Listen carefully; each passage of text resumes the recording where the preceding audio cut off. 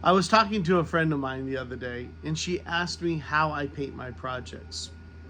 Right now, I'm working on this guy, and I was telling her how I layer the paint to create more in-depth effects. She didn't quite understand what I was talking about. I thought this is a pretty good subject to do a video on. Now, I'm going to admit that I'm not the greatest painter, and there are plenty of YouTubers out there that could teach you much better painting skills than I, but this is just a quick overview on how I paint, and hopefully you get something out of it. I think it's pretty simple. I don't go into a lot of detail on my paints, just enough to make it look good.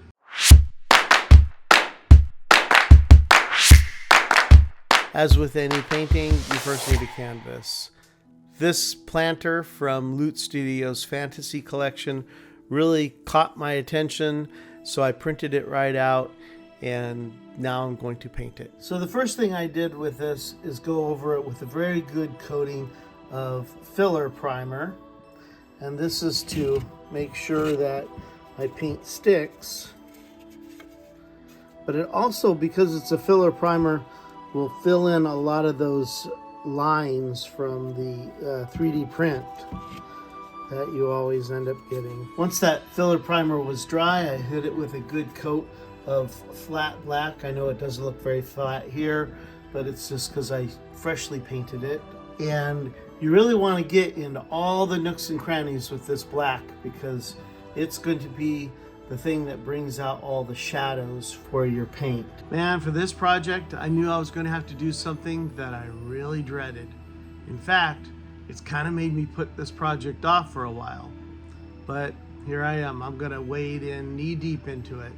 I have to paint some eyeballs, and I want them to look pretty good. I gave him an impossible task. I did some studying on how to do it, so I guess you're going to learn a lot right along with me. Or maybe even learn what not to do. Unlike the sample paint that Loot Studios had done on this project, I really wanted some blue eyes. One of the things that one of the painters that I watched had commented on was that the whites of the eyes are not really white, and if you make them white, you make it look somewhat cartoonish. And his suggestion was to take a little bit of ivory, in this case I used mummy robes, and a little bit of flesh color, I used barbarian flesh, and mix those together for a white of the eyes look. So I just put a dollop of that on there, along with just a drop of the barbarian flesh. I feel like it looks too flesh colored to me, so I'm going to go back to the mummy robes, put a little bit more of that in there.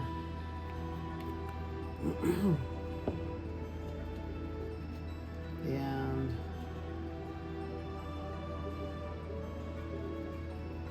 that's looking better to me.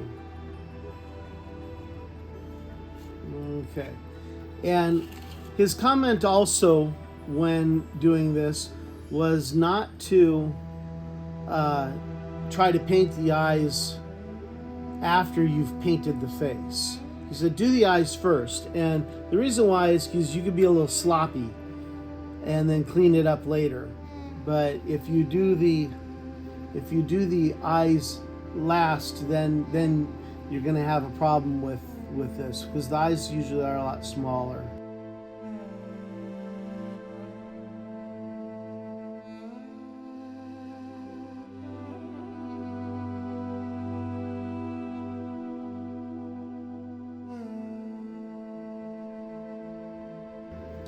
And they were right. You know, if you see there, you know, it was really hard for me to avoid slopping the paint right there in that section. So, but that'll be very easy for me to clean up later on.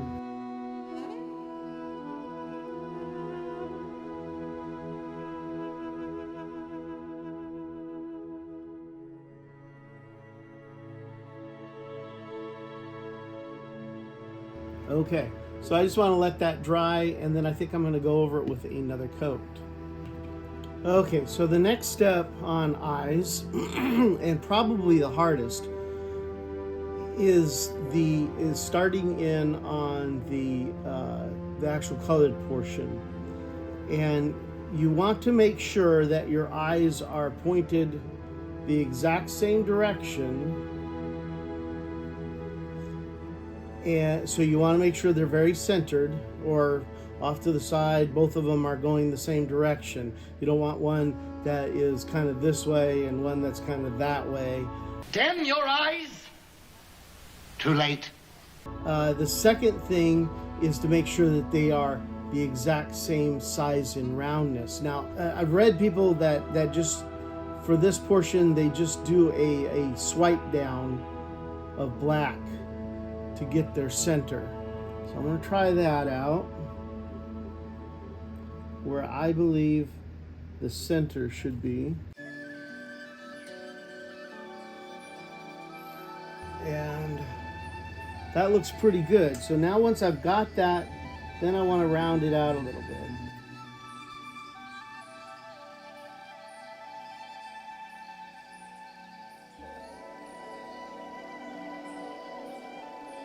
And I think I've done pretty well as far as getting them equal sizes.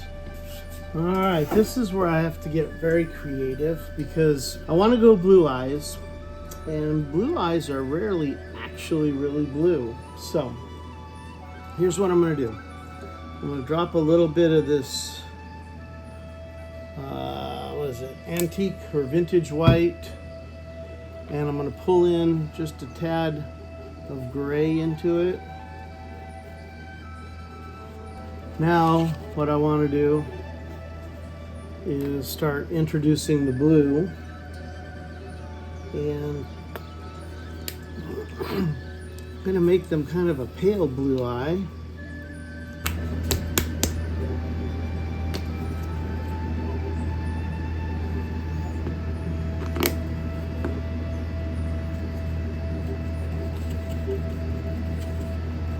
I think that maintains the gray color. Let's go a little bit more blue. Okay, so I might have been a bit strong with the blue. So I think I'm going to drop in a bit more of the antique white, and that might have been too much. Pull some of that off. Push it off to the side here.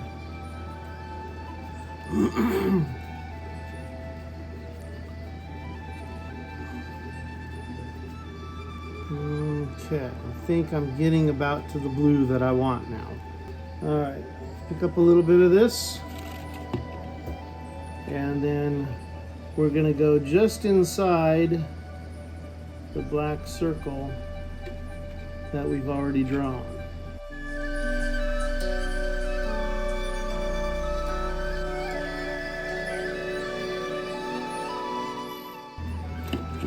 Just like that. And grab up a little bit more, and again just inside our little black circle.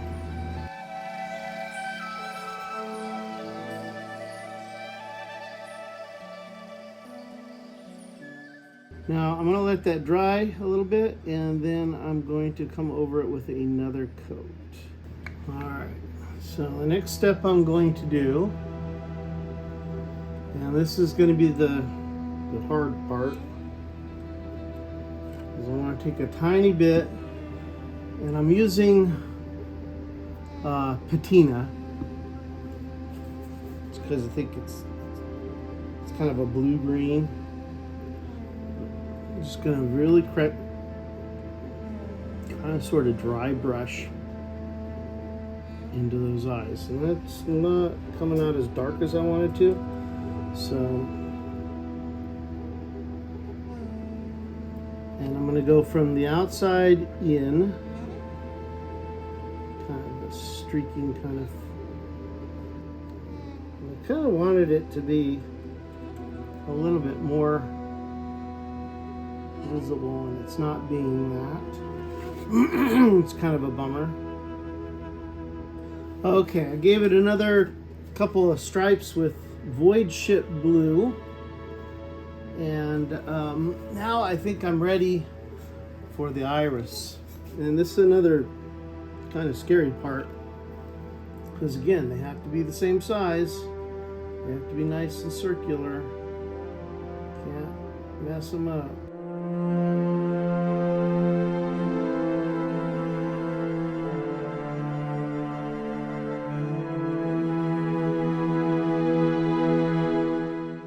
I'm going to let those dry a little bit. Now I think it's very important to note right here that the idea for what this was to look like was that behind the bark there was a very fleshy creature living there. And as a result, I wanted to outline those eyes with kind of a pinkish tone to give that effect. I think I succeeded, but as you may see later on, perhaps a little too well. Okay, for the next step, I kind of want to duplicate what I had done earlier, which is a little bit of this antique white and just a touch of this barbarian flesh, but we could have more of it on this one than we did before. And then I want to take and add in this heritage brick. I want to be careful about it, so I'm not putting it right into the mix. Okay, so let's mix this up.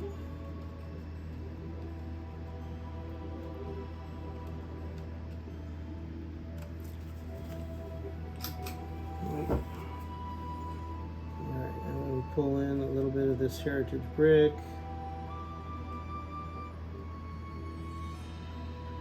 Because I really want it to come out pretty fleshy looking. Maybe even slightly red.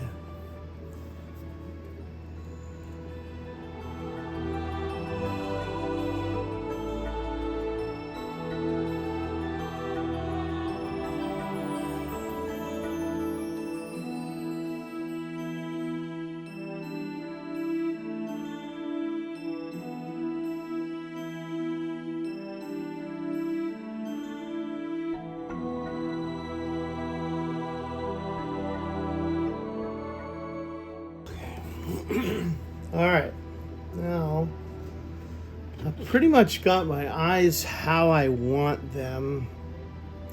So now I need to go around the eyes so I don't mess them up later. And I think we're going to take this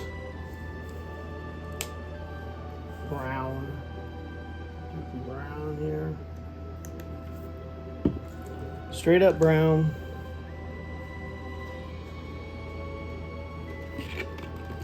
And then I'm just going to paint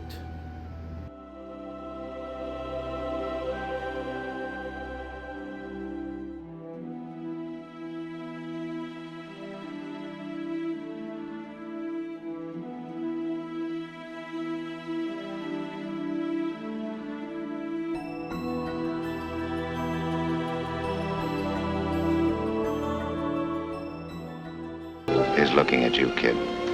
Now this top coat of brown I want to put on here, and I don't need to worry about it being super neat. I don't need to worry about getting into all the nooks and crannies. Actually, I kind of want some black nooks here and there anyway.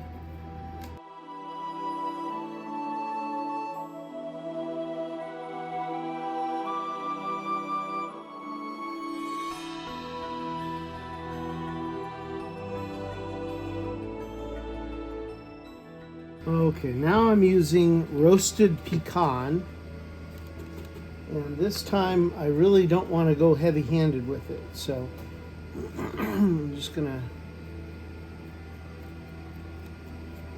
brush it onto the top surfaces.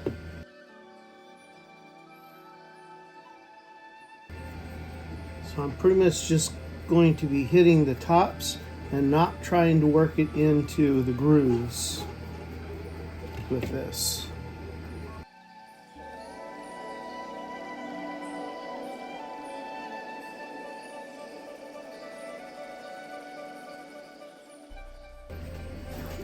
Now I'm going to use raw sienna, and I want to focus the raw sienna right around the face and do roughly the same thing that I did with the roasted pecan.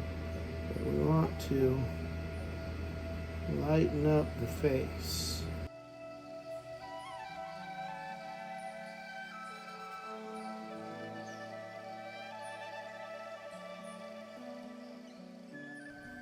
I decided to give my old man tree some distinguishing facial hair. I used just a plain flat black and very lightly dry brushed it across the eyebrows, and the folds below the lip line appeared to me to be almost like a goatee. After that, I hit it with a medium gray to give him a little bit of gray. Okay, I really like him, but I just think the face is a little too yellowish. So I'm going to play with it a bit, and hopefully I don't ruin it.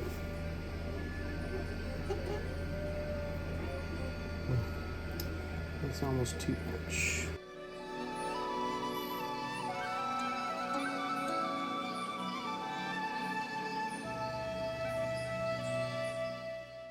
At this point, I realized that I had lightened the face up too much, so I started taking some of the browns from my palette and lightly dry brushing them over the face to kind of meld it back into the color of the stump while still maintaining some of that lightness. And that really is the beauty of layering, is that you can make these adjustments as you go. Now across the lips, I ever so slightly dry brushed a little bit of red just to give you a hint of lips.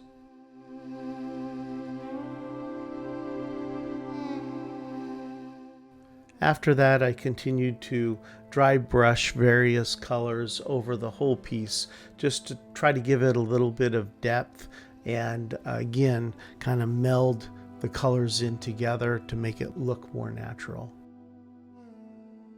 The last step that I take that really makes your piece pop is a black wash. Now, a black wash can be something expensive that you buy at the store, or it could be something very simple that you make yourself. I make my own.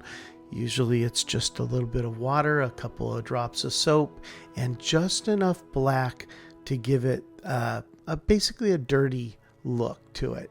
And I just squirt out a little bit on my palette, and I start picking it up with the brush, and I brush it across my piece very generously sometimes. You want to make sure that all your paints are dry when you do it, because you don't want the wetness of the black wash to start really messing with your paint job. But once completed, you will be very surprised at how this really brings out all of the detail of the sculpt. There comes a time in every paint job in which you just have to look at it and say, enough is enough. I've done what I could to paint this and make it look good. And I was at this point. So now it was time for me to start the clear coating process. I didn't want him to look glossy, so I used a matte clear coat over the body of the stump. Now it was time for the eyes, and I wanted them to be glossy, so I thought about masking them off and then hitting them with a gloss clear coat, but I came up with a better idea. The solution I came up with was clear nail polish. I'm going to be very, very careful with this because I do not want to get it on the rest of the tree, only the eyes.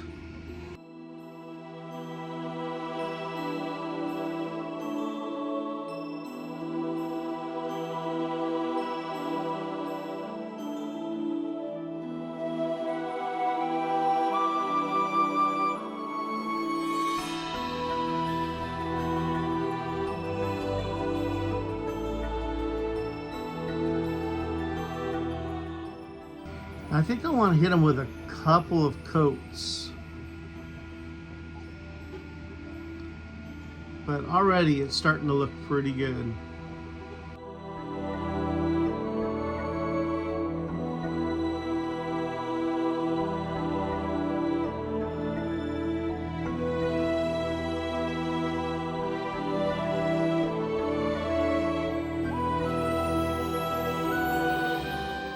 Now here's the humorous part. I finished my paint job and I think he looks great. I decide to brag and post a picture of him on the internet.